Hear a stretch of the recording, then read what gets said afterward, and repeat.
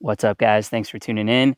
It's not often that I talk about products that are a fail or that didn't work out for me, but today I figured it'd be a good idea to show you guys how my Annex has not worked out for me, and maybe it'll give you some inspiration to kind of steer clear of it, or you might want to buy one. So I've had the Annex for 3 years, really since I bought the tent, and I've tried several different configurations with the Annex. After I lifted my truck, I thought it might work out.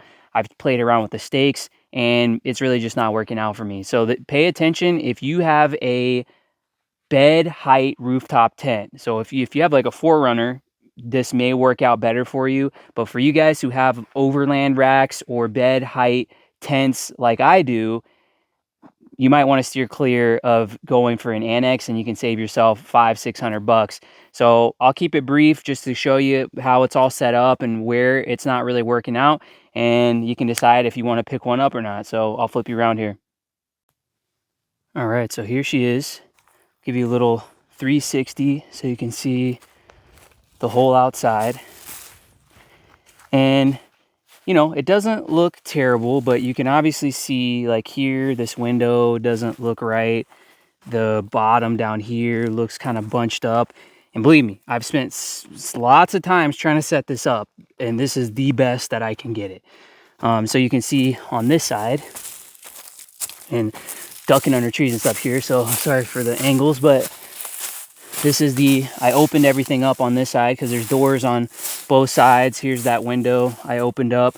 So you can see that it's obviously kind of weird looking.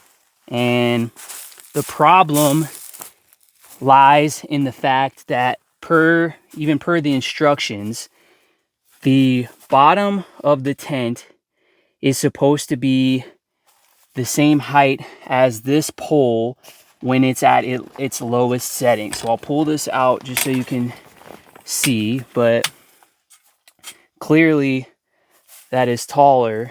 It should be like down here, but it's clearly taller. So essentially I have this much excess tent material around the entire base of the tent.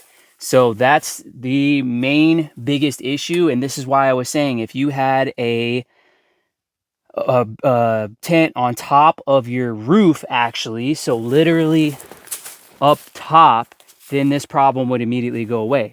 But if you have an Overland rack like I do, or you know, a bed height tent, then an Annex, in my estimation, probably any Annex that you get, is not going to work. And let me put this pole back in so you can see this. But I mean, overall, it's not horrendous. Like, you got a decent amount of space in here. You could put like a little fire pit right here, and if you're trying to block the wind, and still be kind of in your, you know, space here and enjoy the fire. So my idea behind this was that I've camped with ladies, and I would let the ladies sleep up top, and then I would set up just like a ground tent. And I was thinking like, oh man, this is going to be sweet because I can put a cot or just lay on the ground with a little blow up mattress or whatever and be in here and have my dog down here, and we'd all be, you know, one happy family inside this whole setup. Now, maybe I'm being too critical of this, but it's just for $500. I mean, most Annexes are kind of expensive. I want it to be operational the way that it was designed, and it just does not work the right way. Like you can see down here how it's all flayed out, and it's like that's no longer usable space there.